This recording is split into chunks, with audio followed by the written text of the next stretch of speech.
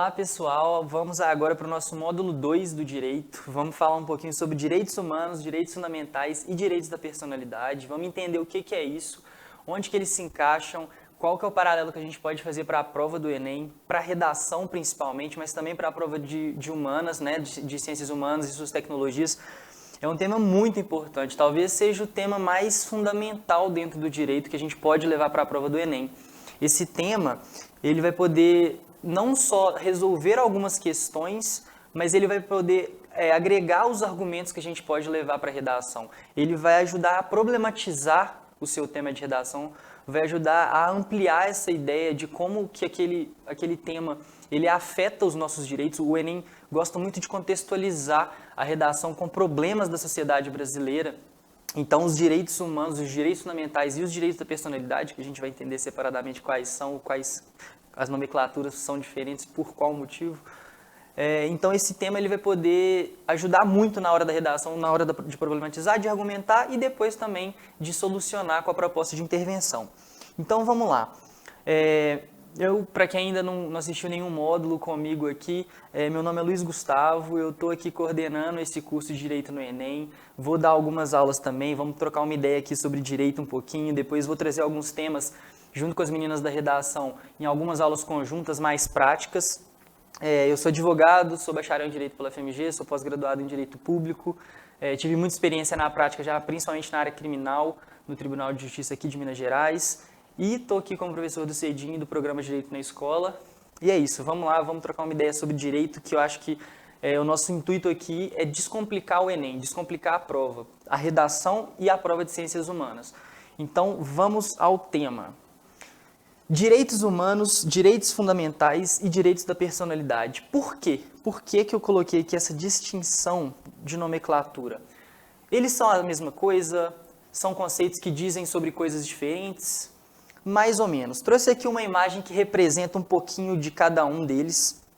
Primeiro, aqui, as mãos abraçando, formando um globo, depois a Constituição, e depois uma imagem representando a doação de órgãos. O que é isso? Qual que é a diferença aqui? Eu quis representar, na verdade, aqui os direitos humanos, primeiro, nessa primeira imagem, os direitos fundamentais e os direitos da personalidade, por fim.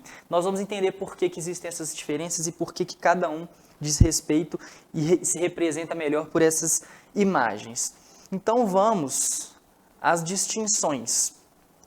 Pessoal, a proteção da pessoa humana, que talvez seja um tema essencial para ter essa visão global desse tema na prova do Enem. O Enem fala muito sobre problemáticas que tratam sobre violência, sobre desrespeito, sobre preconceito, sobre intolerância, e tudo isso tem a ver com a proteção à pessoa humana. A pessoa humana, nós todos somos enxergados como iguais, como pessoas humanas e temos direitos.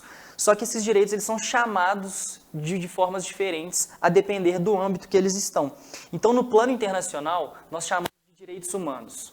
Os tratados internacionais, tudo que vocês ouvem falar sobre a ONU, sobre as convenções, sobre as comissões de direitos humanos, sobre os tratados entre os países, todos esses tratados, quando tratam dos direitos fundamentais, eles se chamam de direitos humanos. Então, os direitos humanos estão no plano internacional.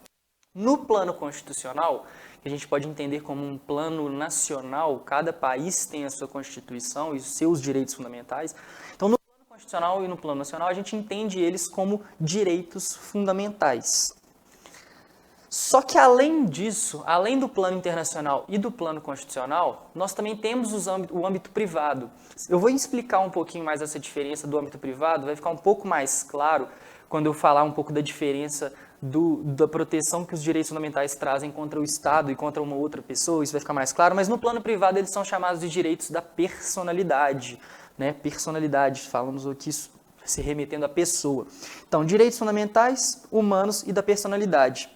Plano internacional, constitucional e privado. Eu acho que dessa forma vai ficar bem claro e essa divisão em esferas para a gente entender, porque vocês podem enxergar com essas nomenclaturas diferentes, isso pode vir na prova, vocês podem usar isso na prova até demonstrando conhecimento, sabendo que o direito internacional, no âmbito internacional trata isso como direitos humanos, no âmbito nacional e constitucional como direitos fundamentais e no âmbito privado como direitos da personalidade. Então sempre pensam nessa escadinha, beleza? Então agora, pessoal, eu queria reforçar aquilo que eu mostrei do âmbito privado para o âmbito constitucional, que é uma diferenciação básica. Porque é importante a gente ter em mente a primeira coisa, esses direitos fundamentais, eles antes de tudo servem como proteção do indivíduo ao abuso do Estado, né? O Estado, ele não pode atingir o indivíduo de forma que vai ferir algumas coisas dele, alguns bens, alguns direitos. Então, esses direitos fundamentais são como se fossem uma casca, uma proteção do indivíduo contra algumas atitudes do Estado. E como que a gente pode enxergar o Estado para não ficar uma coisa abstrata? Pensa na polícia, na atuação da polícia, na atuação de um juiz, na atuação também de um congressista quando ele cria uma lei, na criação de um presidente, de um governante, tudo que gere, que governa, tudo que representa poder, eles têm determinados limites, né? No nosso bloco de direito penal, a gente apresenta um pouco sobre essa discussão. Se vocês ainda não assistiram esse bloco, assistam e vão ver um pouco sobre esses limites da atuação do poder punitivo do Estado, que o direito penal protege isso também. Uma das funções do direito penal é dar limites à atuação punitiva do Estado. Então, entendam o Estado como todos esses órgãos, todas essas pessoas. Então, os direitos fundamentais, eles são aqueles direitos mais essenciais de cada um. Ele protege o indivíduo da atuação do Estado. Só que, eu coloquei aqui a relação, ficou bem claro, eu acho, vou até circular aqui, essas duas relações são diferentes, por quê? Essa primeira relação, nós chamamos de uma relação vertical, né? É a eficácia vertical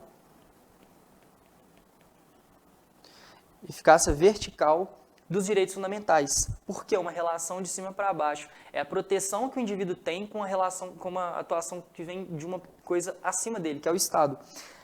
A gente fala também que os direitos fundamentais, eles têm essa relação, essa eficácia. Ficou horrível aqui. Horizontal. Que é a proteção que um indivíduo tem de um outro indivíduo. Então, não é só o Estado que deve respeitar determinados limites. Você, como pessoa, também não pode ferir determinados direitos de outras. As pessoas têm os direitos assegurados em toda a sociedade. Elas têm as proteções que elas recebem, não é só contra o Estado, é contra um outro indivíduo também. Então, como que a gente pode pensar isso na prática? Vamos pensar, por exemplo, um dos direitos fundamentais que nós temos, a liberdade. Dentro da liberdade nós temos vários âmbitos. A liberdade de expressão é uma coisa muito forte dentro dos direitos fundamentais. Você já deve ter ouvido muito falar sobre liberdade de expressão. Inclusive é um tema que pode aparecer no Enem de diversas formas. No final desse módulo, eu vou tentar apresentar para vocês aqui algumas coisas, alguns exemplos. Pensem no exemplo da liberdade de expressão. Se uma pessoa quer se expressar de determinada forma, nenhum agente público, o Estado, a não ser que, obviamente, ela vai exagerar, ela vai ferir outros direitos, o Estado não pode limitar aquela liberdade de expressão dela. Nós temos liberdade de expressão, de expressar o que pensamos. Mas também, uma outra pessoa não pode ferir esse direito. A pessoa pode se expressar, independentemente da atuação do Estado ou de outro indivíduo, ela pode se expressar. No caso do indivíduo com indivíduo, temos os exemplos muito fortes das bibliografias, né, que existe a discussão se a bibliografia representa o direito de expressão daquele autor ou se representa o direito de imagem daquele bibliografado. Então, assim, o âmbito individual, ele traz muita discussão também dos direitos fundamentais. Então, o que eu queria trazer para vocês, assim, essa visão geral, eu sempre vou falar que é importante uma visão geral do tema, porque eu acho que o Enem, eu já falei isso aqui no curso, eu sempre repito, o Enem, ele traz uma visão sempre interdisciplinar. Uma visão do todo é muito importante. Então, sempre tentam enxergar isso do lado de fora. E tentem relacionar também tudo que eu estou falando aqui com temas que possam vir a cair na prova. Então, imaginem como que isso pode ser cobrado no Enem, liberdade de expressão. Vão tentando também fazer esse trabalho e no final vou tentar trazer alguns exemplos para vocês. Então, avançando aqui, pessoal, eu vou entrar um pouquinho no que eu não vou conseguir adentrar tanto, porque nós falaremos isso no próximo bloco, mas eu já queria mostrar para vocês que os direitos fundamentais, assim como tudo que a gente tem no direito, eles evoluem. É óbvio que eu até coloquei aqui essas setas representando um movimento cíclico, que na verdade eles não se esgotam, porque eles evoluem, mas a gente não deixa de aproveitar tudo que foi conquistado anteriormente. Então, assim como tudo no direito, os direitos fundamentais também evoluem. Por isso que são chamados de gerações ou dimensões. É até melhor a nomenclatura de dimensões, porque dá essa ideia, não dá essa ideia de uma geração inibir a outra e terminar com a outra. É uma coisa que se completa. Então, dentro dos direitos fundamentais, a gente tem uma evolução histórica de como que o homem foi enxergando a necessidade de proteger alguns direitos. Direitos que a gente tem hoje jamais foram imaginados antigamente. Pensem comigo, um direito, por exemplo, que eu acho que vocês vão concordar que é muito importante, que é fruto do direito à informação hoje em dia. O direito ao acesso à internet. É um direito que é importantíssimo para todos termos. Mas vocês acham que isso era importante há um século atrás? Muito menos do que isso também não, décadas atrás. Mas vamos imaginar século para trás aí que já existia essa discussão sobre direitos fundamentais, direitos humanos. Ninguém nunca pensou em acesso à internet, mas a sociedade vai evoluindo, a tecnologia, as relações de consumo, as relações sociais. Então, os direitos fundamentais também evoluem, também modificam. Então, por isso que a gente tem todas essas dimensões e gerações dos direitos fundamentais ou direitos humanos, se pensarmos no plano internacional.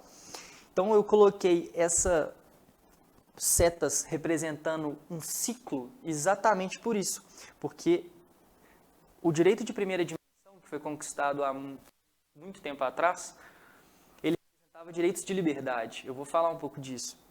O direito da segunda dimensão representam direitos de igualdade. E os direitos da terceira dimensão são direitos que representam direitos de fraternidade, que é uma sociedade muito mais de massa que a gente tem hoje em dia.